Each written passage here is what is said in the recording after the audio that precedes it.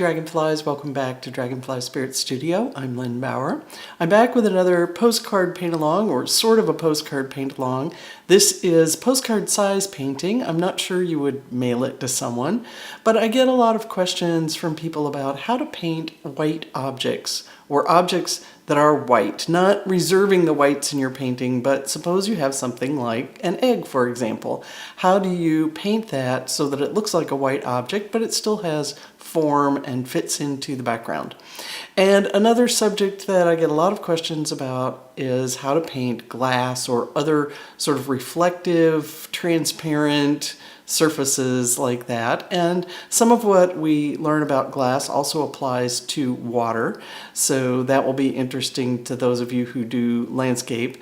So this is sort of an exercise video. I don't normally paint still life, but it's good for all of us to paint still life from time to time and keep the subject kind of simple and controlled so we can focus on just the few things that we're trying to learn.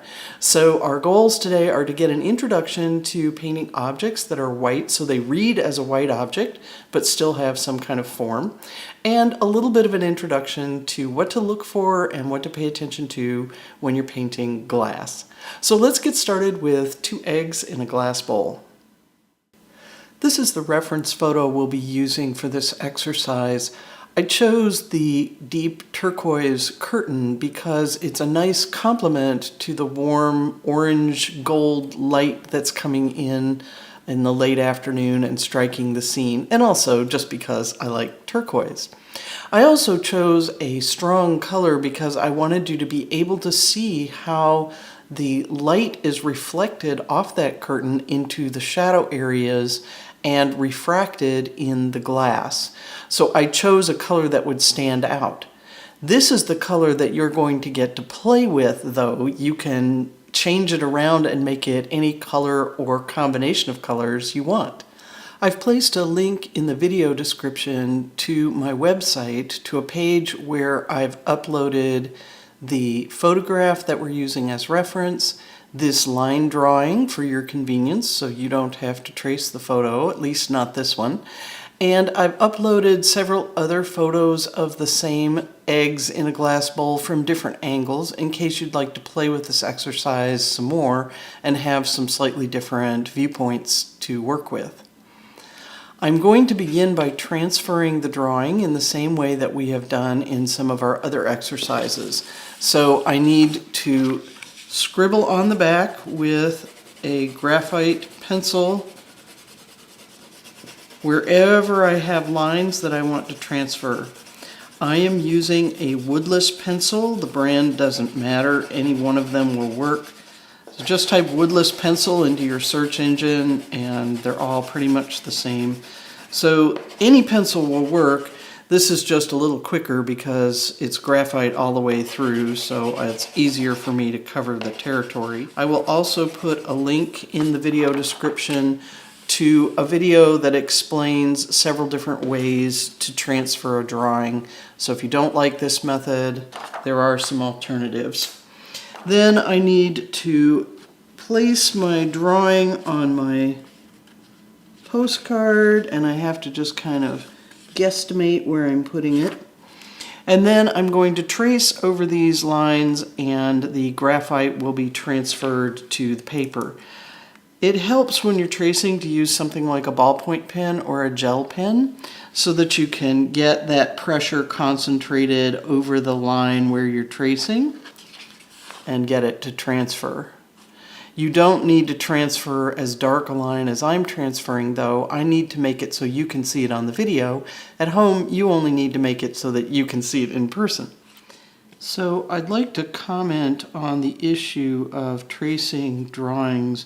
Some people are going to be thinking to themselves, that's cheating, you're not allowed to do that. And some people are going to be thinking to themselves, I would never want to tackle this without drawing it first because I don't feel confident of my drawing skills.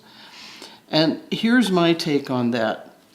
Drawing and painting both involve quite a few skills that you need to learn, some of which you just need to kind of be told about and then you get it, most of which require a fair amount of practice. So practicing one or two skills at a time allows you to focus on what you're learning and not be distracted by other things. And there's enough to learn here without having to add to it the stress of perhaps I don't draw very well.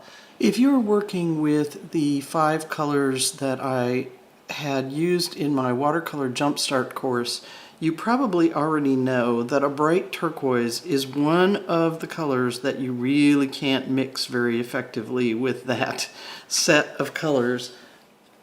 I'm pointing this out because if you started with that set of colors, I don't want you to be frustrated thinking there's something wrong with you because you can't mix that color of turquoise. That's one reason why I have a bright turquoise on my palette. This happens to be one of the colors that basic set of 5 does not do very well. So if you're using that basic set of 5, you can use this mixed turquoise, you can use a solid blue, you can use red and pink if you like those colors, but I would suggest no matter what colors you're going to use, you can use another turquoise, but no matter what colors you plan to use, mix a big puddle, and in this first pass we're going to just stick with the same color all the way throughout. So we're going to be doing what's called a monochrome painting.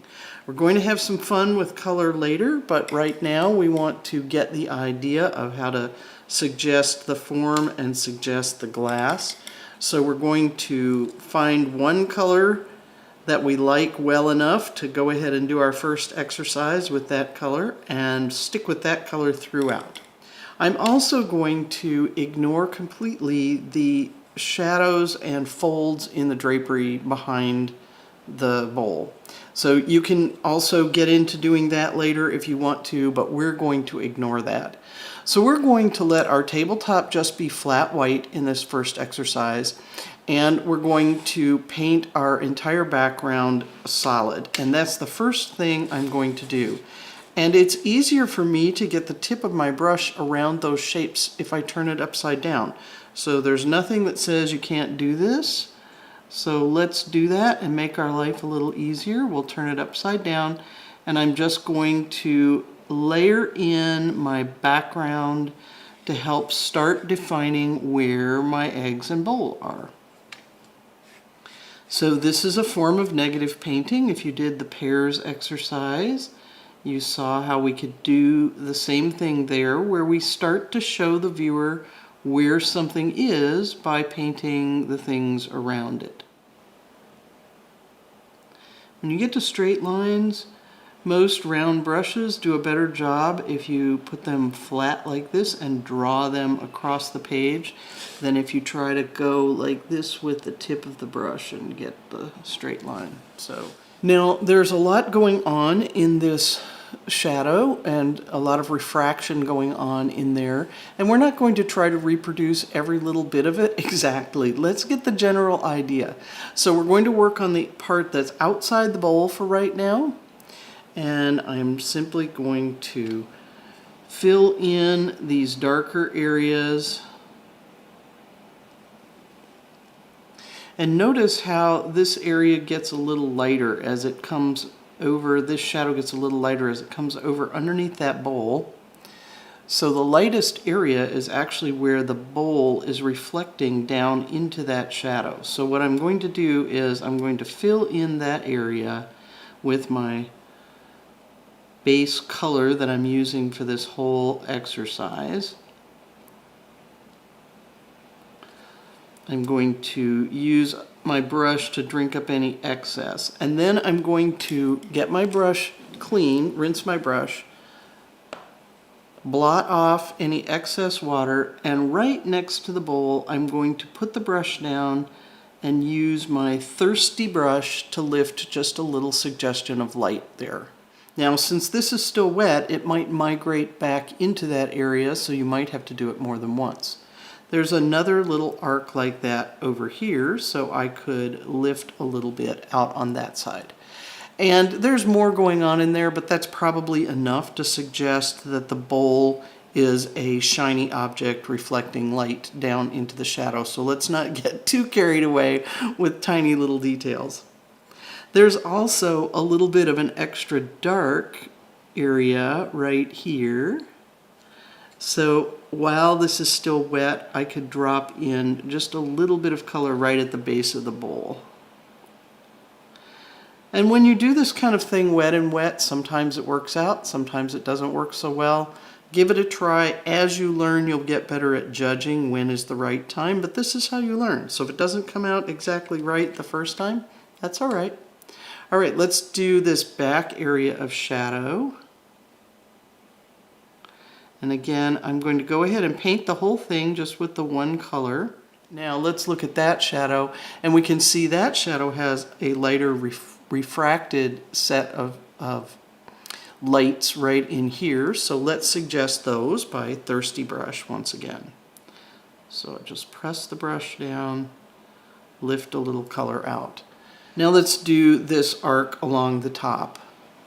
So it kind of starts over here. It doesn't go all the way down and meet up with that one, which is good because we don't want to get our two wet areas right next to each other. And it goes around and it does connect up with this one. I'm going to leave a tiny little white gap just so that I don't wind up with these two running together at the moment. So I'm going to create that arc, and then the inner edge of that arc is a soft edge. So I know it's going to be easier for me to turn it around and do it this way. I'm going to rinse my brush, blot it so it's just damp, and I'm going to sort of put the side of the brush on the paper and let the tip touch that area. So my goal is to wet the paper right next to the edge that I'm softening and allow the tip to kind of coax the color to move into that area. So some of that color was still on my brush, and that's fine because we've got some paler arcs to make anyway. In fact, the next thing we're going to do is wet this area. I'm purposely not touching that, and I'm purposely not touching any of this. I want to leave a little dry paper down here because there is that lightest little reflection there, so I want to leave some plain white paper to play that role. And now I'm going to take just a tiny bit of paint on the tip of my brush, and I'm just going to suggest some of these other reflections or refractions. So they don't have to be exactly the way they are in the photo. They just have to kind of follow a little bit of an arc, and that will create the suggestion that we need, that there's light passing through and kind of refracting. And that's all we're going to do with the shadow at this point. So now let's move on to the part of the shadow that's inside the bowl and the part of the shadow that reflects on the side of the bowl. And we have a little bit of a problem here doing this monochrome because this area right here in the photograph is actually quite a bit brighter color. So what I'm going to do is I'm going to, instead of making this brighter, I'm going to make this darker, more intense, and I'm going to make this a little paler. And I'm going to paint this little area right in here up to where that brighter refracted piece is and not into it. So I'll just stop when I get to that.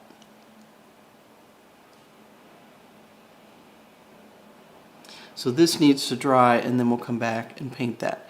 And there is also stuff going on inside here. You can lift a little bit if you want to, but I don't think it's really necessary to create the illusion. Next, let's do the shadow that's under the egg on this side. And again, I'm going to use this slightly diluted version instead of a slightly different color. We'll come back and do color changes next, but not in this one.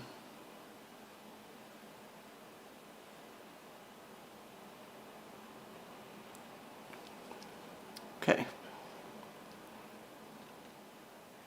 So when you're painting glass, what you want to do is look for the small shapes in the glass and not worry about, is the glass transparent or not transparent, or what color is it, or anything like that. You just look and find a shape. and paint the shape.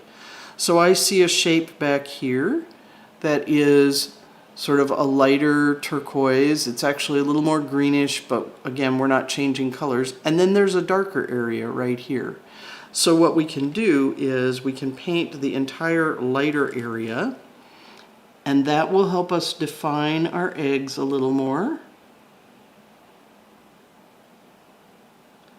And we'll come back later and make that darker shape by painting right on top of this lighter shape.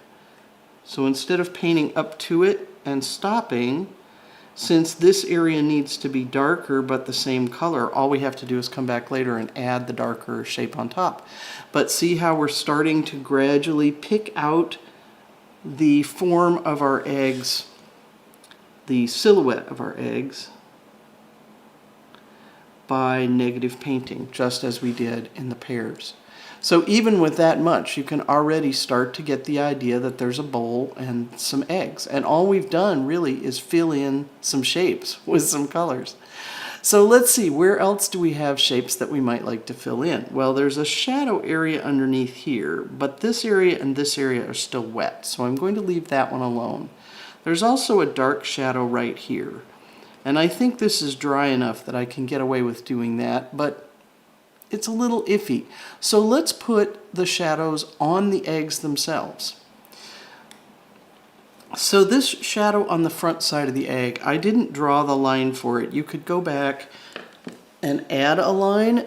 One thing to keep in mind is anytime you're a little uncertain about where you're going to place your brush, if you feel like you need a pencil mark, you can add your pencil marks at any point. So if I look at that and go, ooh, I'm not sure I can pay attention to painting and getting it in the right place, I can come back in here and say, all right, I'm going to just draw myself a little guideline before I start painting. And I'm going to draw myself another little guideline right here. I'm making this one pretty faint because that's a soft edge, and I just need to give myself a little information about where my brush is going to go. So we're going to come in and notice that this shadow is darkest right through here, and then it's paler underneath, and it eventually just kind of fades away. So what I'm going to do is paint a darker brush stroke right there, and then again rinse my brush, make sure it's just damp, kind of have it on its side, and I'm adding water to the area underneath that shape and using the tip of the brush to touch the shape and just coax that color to run down. Now at this end, this also gets a little softer, so I'm going to soften that end. Now we have this shadow shape. So I'm going to do sort of the same thing, but I've got to be quicker because I want this edge to be soft. So I can make that arc and then turn it around and quickly soften that edge, and that's what I think I'm going to do. So this one seems to go all the way back to the back part of the egg there. It comes around like this, and then I have to soften both sides. We'll see if we can pull it off fast enough. So we'll soften that lower edge, and we'll come around and soften the upper edge.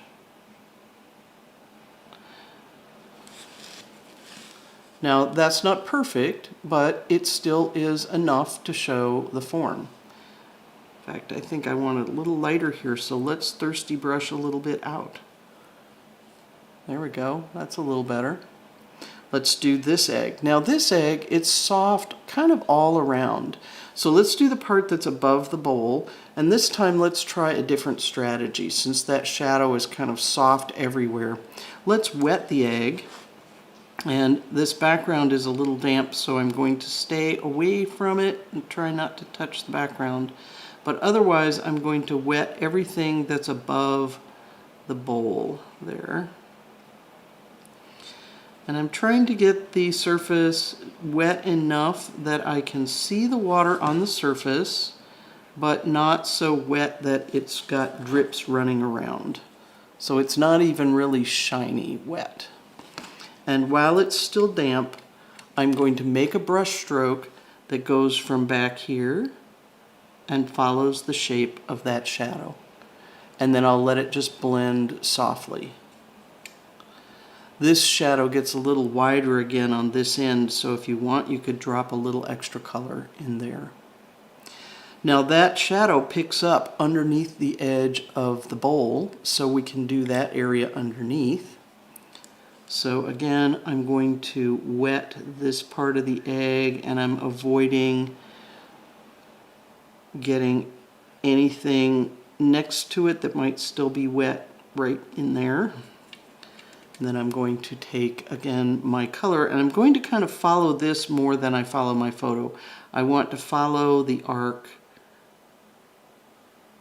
of my shadow up above.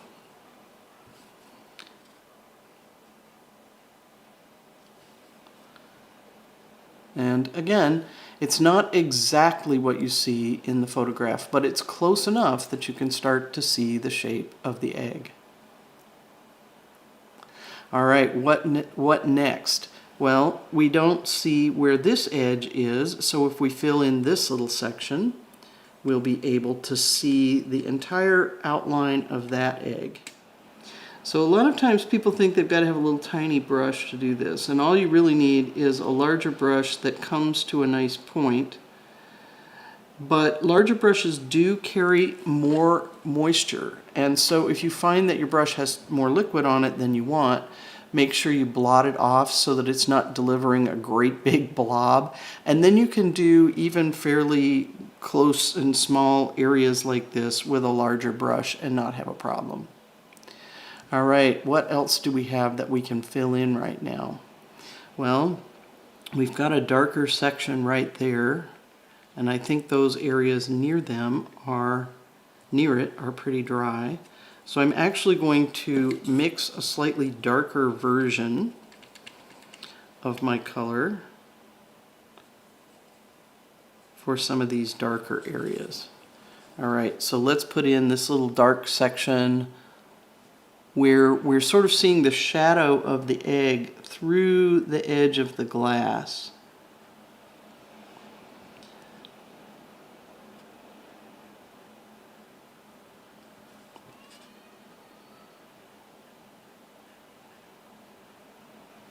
What other little shapes do we see? Well, there's a brighter little shape back here, and right now we don't have that available to us because we're using monochrome, so we're going to just make it a little darker shape. We have this little bright shape here that we said we were going to just come back and use value to pick out, so we're going to make that a little darker shape. So look elsewhere on this glass. Where do we see little dark shapes? There's a little dark shape right here. And one of the nice things about this is we don't have to have perfection with where we're placing things, because when the glass gets rotated a little bit or the light gets moved, a lot of this moves. So as long as we're close, it will give us the illusion that we want. Now we have a little problem here with the bright shape on the edge and the dark shape underneath. So for this bright shape on the edge, let's use a pale color. Maybe even a little paler than that. And then we have this little dark brush stroke. Now I am leaving little gaps between these little white gaps.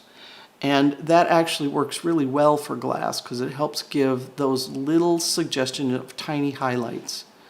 Let's see, here's another dark shape over here. Let's come do that one.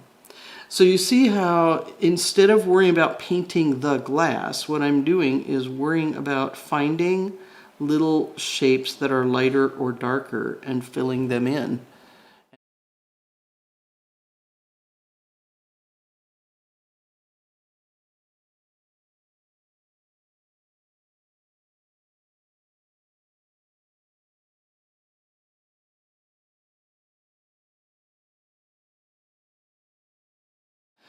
And that's actually probably enough for the first pass. Now, one thing that you'll notice is that my brush control isn't perfect, so not all these shapes are completely rounded. And also the paper is buckling, so some of them don't appear rounded because there's a buckle across it. But for the ones that really aren't rounded, here's how to kind of give the illusion of a rounded object. Again, I'm going to rinse my brush thoroughly. And we're going to do the same thing that we did when we softened these wet edges with the dry edges. We're just going to wiggle the brush back and forth across that wet edge, or across the dry edge, excuse me. And what I'm trying to do is just soften up the paint there. So remember, the binder in watercolor paint is gum arabic, which is the same gum that's in gummy bears. So it takes a little bit of time for it to soften up, and then I'm just going to blot. Now, not very much at all changed there, but that little bit of softening often helps to give the illusion that the object is rounded. If it didn't happen enough the first time around, you can do it again, because again, gum arabic takes a few minutes to soften up. So again, I'm just kind of using the brush very gently to soften that gum arabic right along the edge. And then I'll blot, and a small amount of color, let's see if I can get it, yeah, there we go. A small amount of color comes off. Whoops, that was from the brush, but let's do it one more time. So right over here, let's soften this edge. Let's take a clean part of the paper towel and blot, and a small amount of the color comes up. So I'm not removing very much, but it's just enough to kind of even out those irregularities, which is why I don't get too anxious about, oh, I messed up with my brush and it's all wobbly. I'll come back later and soften a few of these edges, just a teensy bit. And that already starts to create a little bit more of a rounded shape. Got the same problem right here, so let's come along that shape on the back of the bowl, soften that just a little bit and blot, and you see how already that's starting to sort of heal that boo-boo. All over the place, in the whole world around us, there are edges that we don't actually see the entire edge. So in painting, we call those lost and found edges. These aren't quite lost and found, but I can have a soft area here and a harder edge here, and your brain will connect the two. And your brain will connect the two in a way that makes sense. So if this shape isn't quite right, and I soften it,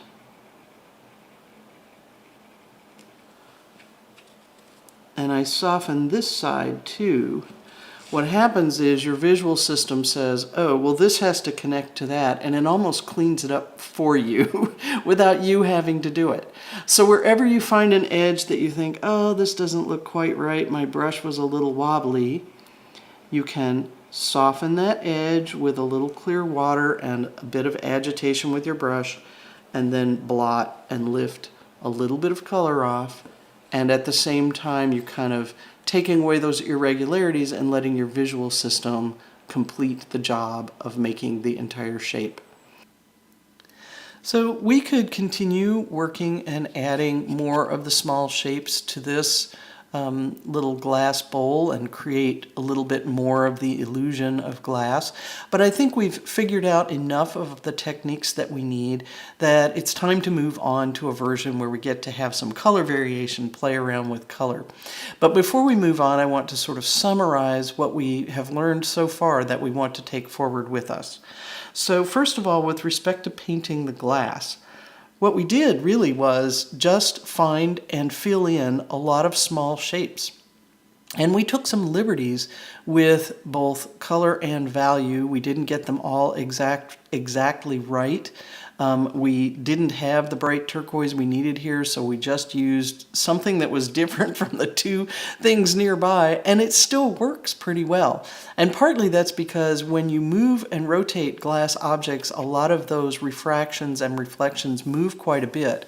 So the viewer can figure that out, having experienced glass and noticed how you move your head and the reflections change, and we don't have to get them perfect to be able to create this illusion. Of course, if we observe more carefully and we paint more carefully and we have color variation, we can enhance the illusion, but we can get a pretty good illusion just with our quick and dirty methods that we've used here. So if you aspire to paint glass, start with something simple like this. I have a single light source. There aren't a lot of things around it to reflect in the glass and add more shapes. There's a simple background and a simple table underneath. So all of that keeps the number of different shapes a little less complicated. But if you aspire to paint something like this, you have the technical skill in watercolor. If you can do this, you can do this. So what's required here is something that's not technically difficult, it's simply tedious. And I think it's worth making that distinction, because no matter how much technical skill you have, if you're not the kind of person that enjoys building an image out of a lot of small shapes, you're going to find something like this maybe painfully tedious. On the other hand, if you do enjoy building up an image from many little shapes, almost like making a puzzle, you may be able to tackle something like this very early in your watercolor career simply by observing and drawing carefully and working slowly so you don't lose track of where you are. To get from something like this to something like this, instead of going in one big jump, let's consider what adds complications. So in this situation, we had a single light source, the sun coming in a window. The table underneath is very spare and plain. There's a very plain background, and there aren't a lot of things all around it to reflect. Here, I have two different light sources on my table. I have the window as a third light source. There are actually some other windows in the room that reflect softly on this side. You have my hand behind it, which is a fairly complicated shape and gets refracted in weird ways. There are reflections in the surface that you don't really notice unless they're moving, but they're there in a subtle way. So instead of jumping straight from something like what we just started out with to something like this, work your way up slowly. Even if you want to do this, put it in a single light source with a plain background and a plain table underneath it and not a lot of things to reflect in it first, and then maybe group it with other objects and have multiple light sources. So you can get yourself from here to here without any more watercolor practice. It's just a matter of building your observation and building your patience, or having the patience to do something more complicated like this. Now, before we move on, I want to also talk about some of the technical things that we did learn in watercolor here. So we did a lot of negative painting here. The way we show a white object in watercolor is by negative painting, in other words, painting the things around it. But very often people think of that as, I'll just go all the way around the object with another color. And that's not what we've done here. We've used bits and pieces that connect together. So we show a little bit of this edge of the egg here with that shadow. And then here we see the egg because this is lighter than this part. Then there's a place where there's two lights kind of coming together, but our brain can go across that gap because over here we have dark versus light again. And so your visual system is looking for clues that allow it to connect that into one continuous edge. So we don't have to show the whole edge all as one. We don't have to paint the egg as one. What we have to do is give enough clues in enough places that your brain can connect. Over here, the edge of the egg gets completely lost, but your brain is able to connect that shape because there's enough information elsewhere. So we allow the viewer's visual system to do the job it's designed to do, and we give enough clues, and then the object appears. To show form on these white objects, the color in these shadows depends on what's around it, because this is illuminated by the reflected light from, in this case, this background curtain or any other objects that are nearby. So what we need there is just careful observation of the colors that we see, and often as watercolorists we're going to exaggerate them, which we will do in the next version. Now we did some things here that are technically difficult in watercolor, namely all these soft-edged shadows. So here we had a shadow where we had a hard edge on one side, and then we came back right after we made the brush stroke with a clean brush, and we added some water underneath, touching the tip to this area to soften that edge. For this shadow, we softened both edges, which meant we had to be a little quicker. And for this one, we tried a different technique. We wet the area and we stroked in a stroke of color and allowed it to blend softly to make that nice soft edge transition. All of those things require a lot of practice in watercolors. So if they didn't come out the way you were hoping this first time that you tried them, or this 100th time that you tried them, that doesn't mean there's anything wrong with you or that you don't have any talent. It's simply one of the things that requires a great deal of practice in watercolor. Another thing that we did that requires some practice is this lifting out these light areas with a thirsty brush. Or this one too, where we dropped in color into a wet area. So all of those wet into wet techniques, they're hallmarks of watercolor. They're part of why people love watercolor, because it makes those soft transitions kind of on its own. But in order to get the transition to work the way you want, you have to have the right amount of moisture on the paper and the right amount of paint on your brush, and the paint has to be the right consistency. And all of those things take a lot of trial and error practice. Just watching someone else do it doesn't really tell you enough. You have to just do it yourself. So I encourage you to save scraps of watercolor paper, practice on the back of things that you didn't like the front, turn them over and practice softening edges, practice dropping in color, and then even if you get good at it, just know that it doesn't always turn out the way you want.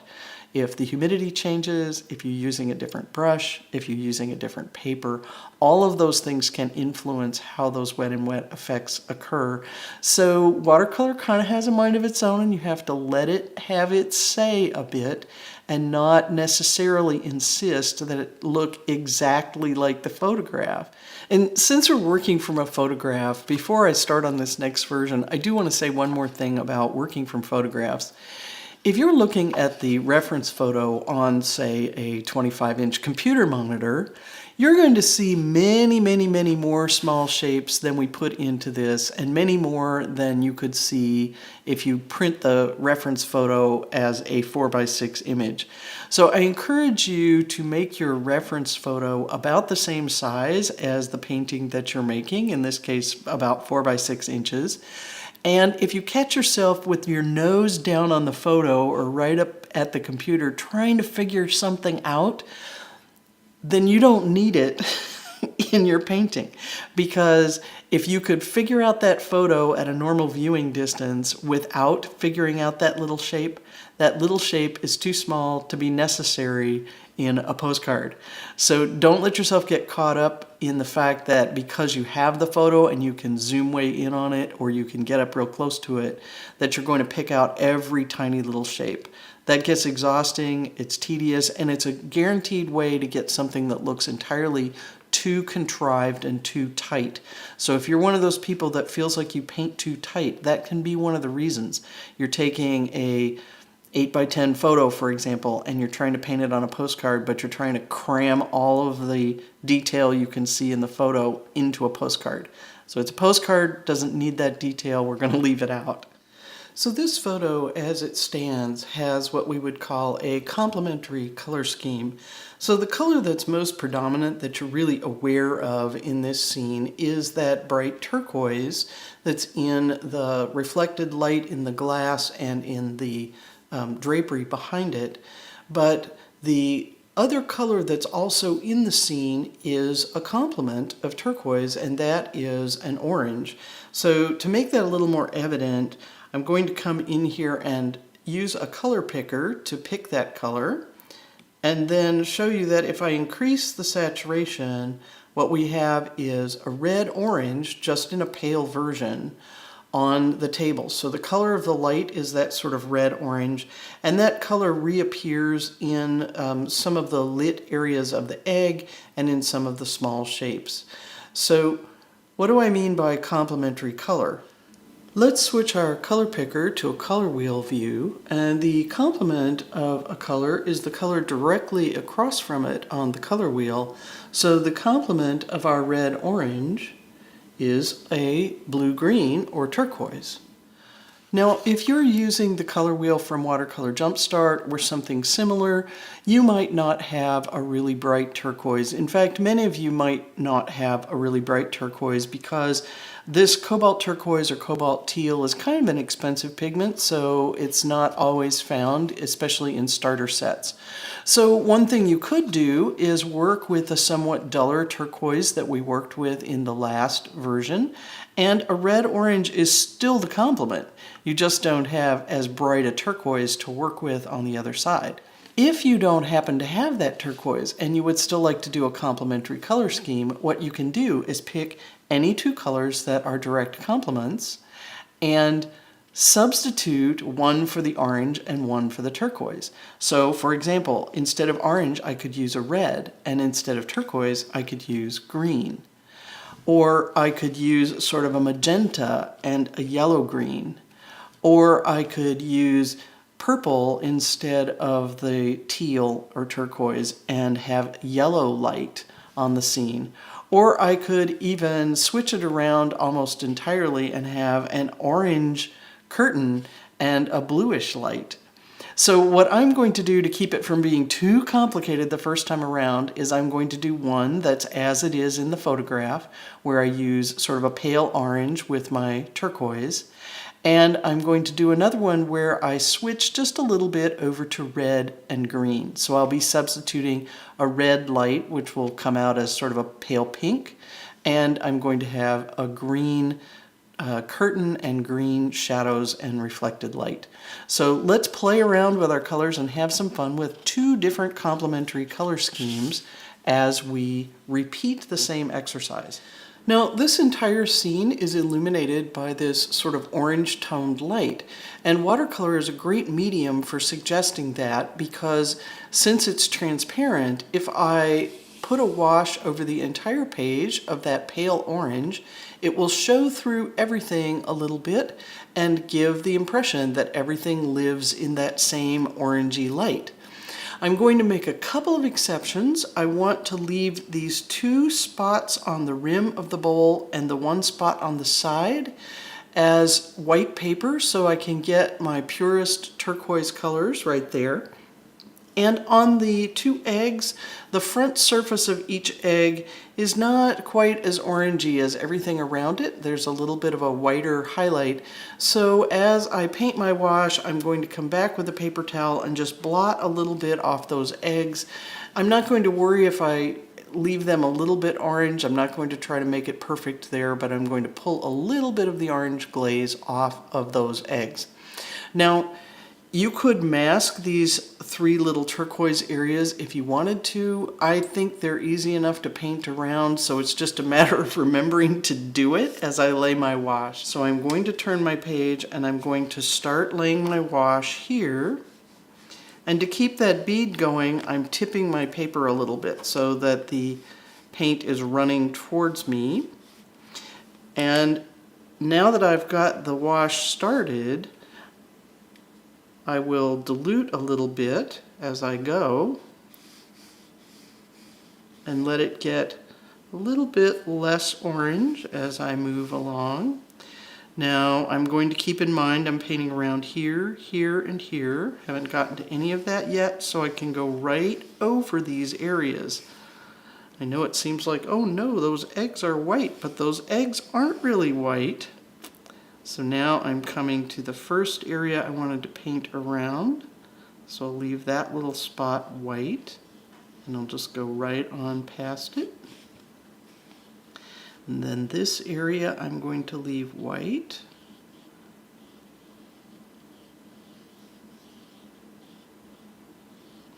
And up on the rim here, While this egg is still wet, let me blot the center of that egg a little bit. So I'm just taking a little of the orange off.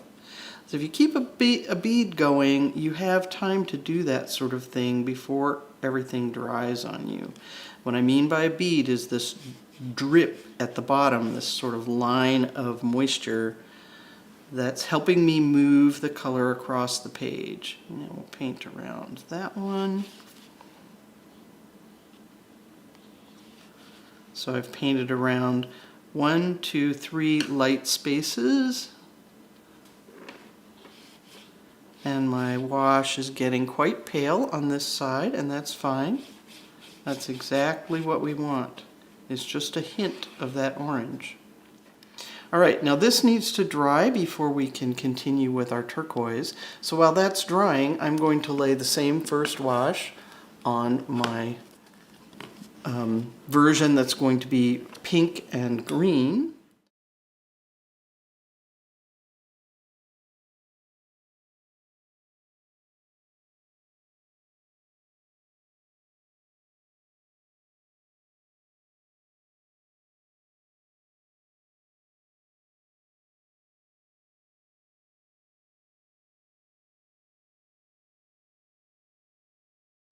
All right, now these need to dry, and then we're going to come back and we're going to do pretty much exactly what we did before. And I'll allow myself to do a little mixing with my orange, but mostly the orange that I need or the pink that I need to be involved in all these shapes is already there. So I can simply continue as I did with my first version, and I'll fill in these shapes with a turquoise color, and the orange will either show through a little bit, or if I have an area that's unpainted, like the top part of the eggs, there'll be a little orange tint to it instead of being the pure white of the paper. So I am not going to talk about everything that I'm doing. I'm simply going to go back through and repaint both of these and give you a chance to kind of see one more time how it's done, and then we'll have a look at all 3 finished versions and compare them. One thing I do want to point out in this second pass is that for these bright areas, the color that I'm going to get, even if I use my paint pretty much straight out of the tube, is not quite as bright as what you see with pixels on a screen. So if you don't have a bright turquoise, or even if you do have a bright turquoise, if yours doesn't come out quite as bright on paper with pigment as the photo that you're seeing on your computer screen, don't be discouraged. That's just the difference between pigment on paper and pixels that are illuminated on a computer screen. But I am going to begin with those little bright shapes as a way to have a reference to judge everything else against. So if I put those in first, then I know how bright or dull the things around them need to be in order to create the illusion. And this one actually turns a little bit darker blue and a little bit duller blue as it gets to the inside edge. So I'll put that bright turquoise down, and then I'm going to make it a little darker on the inner edge. And now let's do the same thing, add our bright tones for this shape here on the bowl.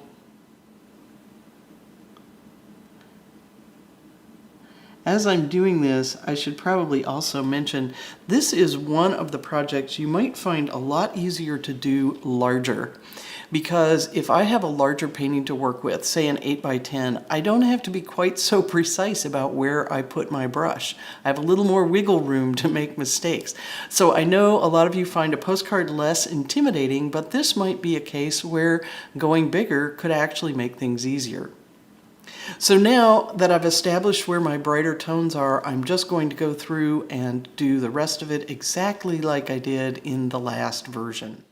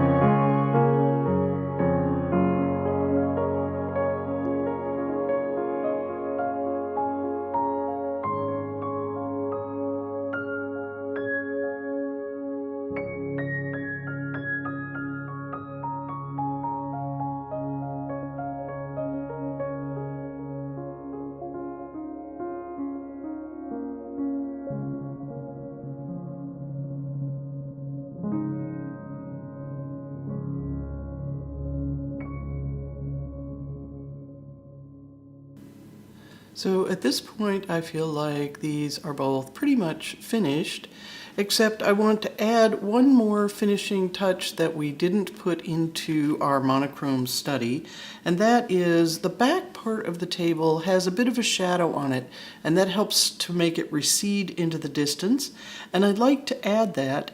And I'm going to do it with what we call a dirty water wash. So I'm literally going to use the dirty water in my rinse cup to tint the paper here at the back, right at the back of the table. And then I'm going to just brush it out forward. As I run out of paint on my brush, it will get paler. And that will create a little sense of a shadow in the back and kind of move that into the background. And then, since these colors aren't too different and the color that I'm getting from my dirty rinse water is sort of a grayish tone, I think I can use the same color on this one. So again, I'm just using the dirty water from rinsing my brush and painting that. And in this case, that turquoise, since that particular turquoise is a very easy color to lift, a little of it blurs back there where I touch the area that goes into the drapery in the background, and I actually really like that because it, again, sort of makes it appear out of focus and helps it to recede into the background. So I don't mind that at all. I'm going to just let it happen.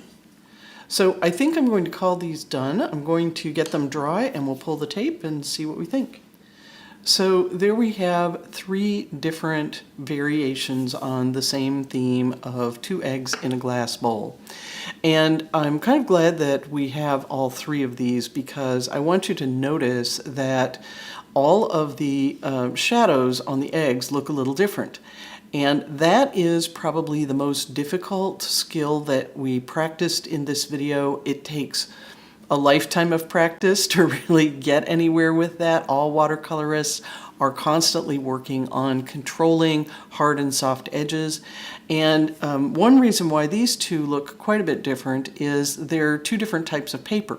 I can't tell you which papers they are. I just cut up scraps in my studio and use them for postcards.